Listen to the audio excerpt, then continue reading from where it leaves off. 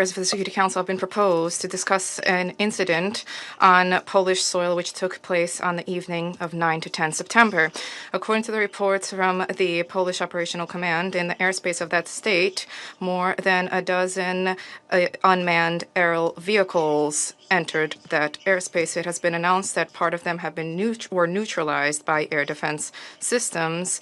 A home in Lublinsk region was damaged, and there were no casualties. Warsaw recognized that the drones could have flown in from the territory of Ukraine. At the same time, Poland they hastily pinned blame on Russia without presenting any evidence whatsoever. We think it is important to analyze the real magnitude of the consequences of the incident and to compare this with the political clickbait which is being advanced by Polish and other European politicians, as well as to pose additional questions about the versions that have been circulating about what transpired.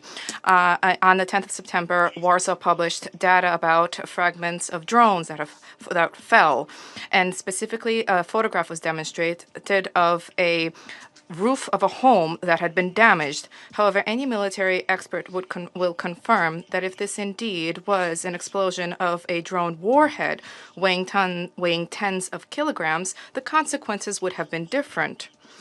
Here, what took place was a localized damage, more likely a consequence of falling wreckage. Furthermore, later, the Polish authorities were indeed compelled to acknowledge that they did not find drone warheads on their territory. Equally telling is another incident with a device that was found in an agricultural field. Apparently, it simply veered off course and fell, and this indeed could have been the consequence of a technical malfunction or the result of the use of Ukrainian radio-electronic warfare means. Now, turning to actions by the Russian Federation. On the 10th of September, that evening, the Russian armed forces carried out long-range, land-based, sea-based, and air-based high-precision weapon strikes, as well as drone strikes targeting military-industrial facilities on the territory of Ukraine, where there was manufacturing and maintenance facilities for armored and aviation equipment of the UAF, as well as engines and electronic parts for this. There were no targets marked on Polish territory. The maximum range of the drones used in this strike did not exceed 700 kilometers, which makes it physically impossible for them to have reached Polish territory. Despite the obvious baselessness of the allegations levied against us, in order to provide for comprehensive and objective elucidation of what took place, the Ministry of Defense of the Russian Federation expressed a willingness to engage in professional dialogue and consultations with the Ministry of Defense of Poland. The Russian Foreign Ministry, in turn, also stands ready to engage in this work if the Polish side indeed is interested in reducing tensions rather than fomenting tensions. We call upon Polish colleagues to take advantage of these proposals rather than engaging in megaphone diplomacy at multilateral platforms. We have already repeatedly stated that we are not interested in escalating tensions with Warsaw, and we repeat that today. What warrants separate mention is a constructive and responsible approach of the Belarusian side in the context of what transpired. The relevant organs of the Republic of Belarus, through the relevant mechanisms, promptly informed Polish colleagues about existing risks, having demonstrated a responsible approach and a willingness to engage in cooperation. This is a policy which is based on exchange of objective information, coordination of action, and it should serve as an example for a good faith conduct amid such incidents.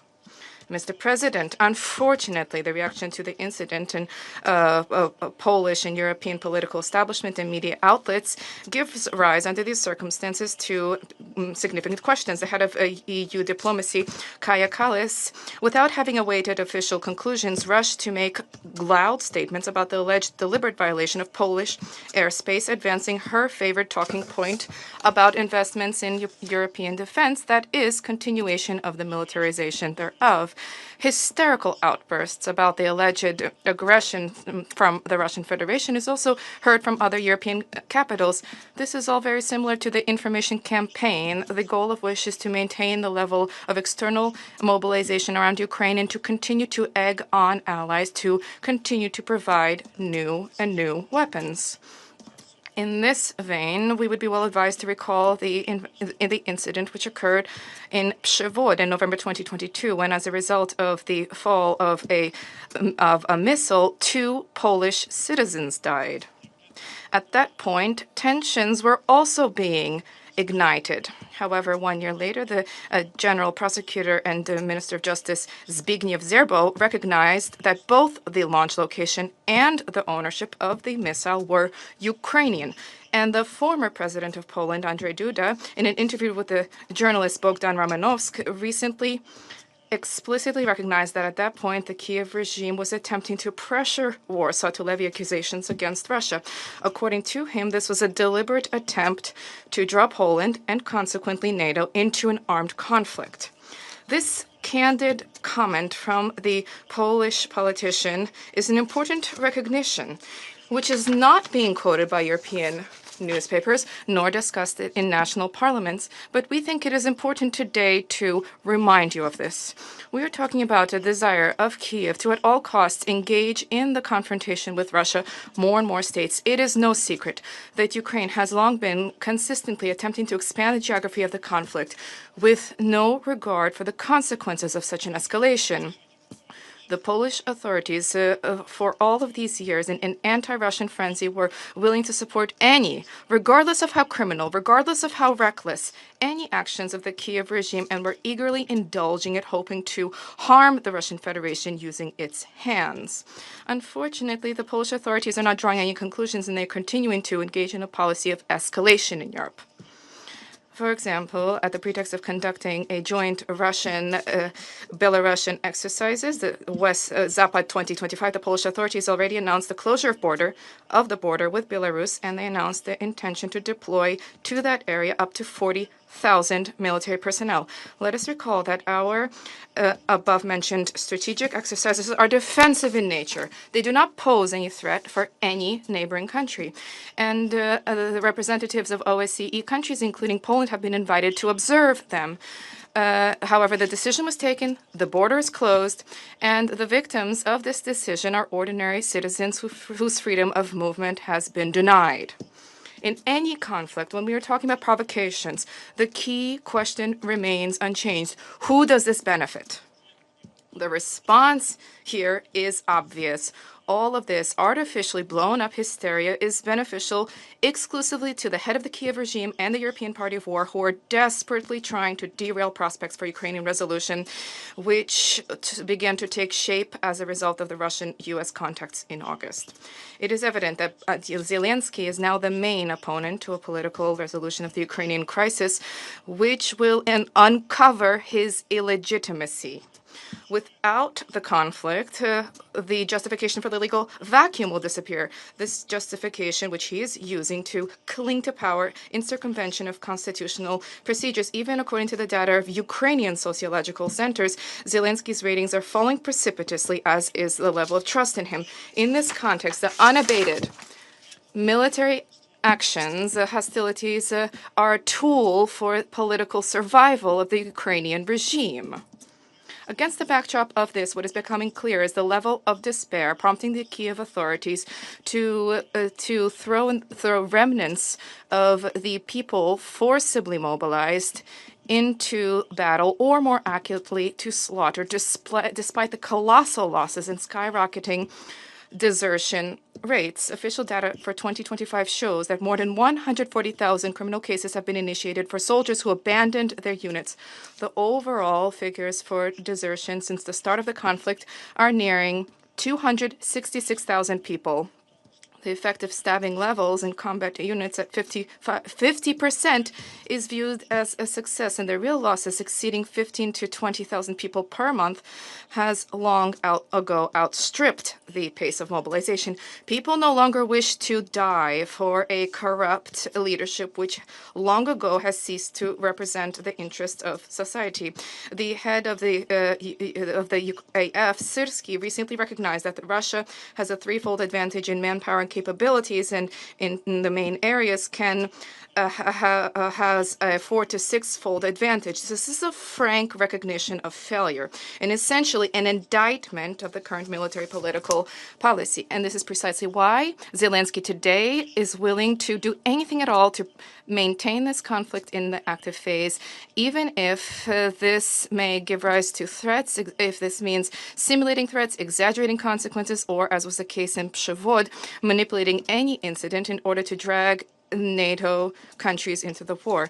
What is noteworthy is how easily the head of the Kiev regime recants his own loud statements as soon as they no longer advance his political interests. In recent months, he invoked slogans about the supposed intention to engage in dialogue. However, the direct, unambiguous proposal from the Russian president to visit our capital to discuss the whole gamut of issues related to Ukrainian resolution was rejected by him under the pretext of the inadmissibility and the inability to travel, quote, while his country was under attack, is under attack. And yet, as we see, there have been no attacks which prevented him from trekking to European capitals for 3+ years and making demands for more weapons deliveries and increased military assistance. Because in those capitals, the discussion is about continuing the war and this is completely in line with his interests. As soon as a real opportunity for peace emerged, with a visit to with a White House leader taking office who is willing to deal with the root causes of the crisis and to seek a lasting solution, Zelensky immediately began to renounce the previously announced peace initiative. This merely bears out what we were pointing to from the very start. The Kiev regime never had any intention to embrace peace, and everything that the regime is doing is to prolong the conflict, to cling to power, and to continue to take advantage of his Western sponsors. Weapons deliveries, sanctions misadventures, and Brussels propagandistic hysteria do not bring peace any closer, but rather entrenches the illusion in Kiev that they will manage to change the reality. However, it is not possible to change the reality. Every new month of hostilities merely brings the regime closer to collapse and raises the cost of resolution. The Russian Federation remains wedded to a responsible approach. We are open to constructive cooperation with everybody who genuinely is focused on de-escalation and establishment of peace in Europe, not pursuing the conflict for the sake of parochial political advantages. Thank you. I thank the representative of Russian Federation for the statement.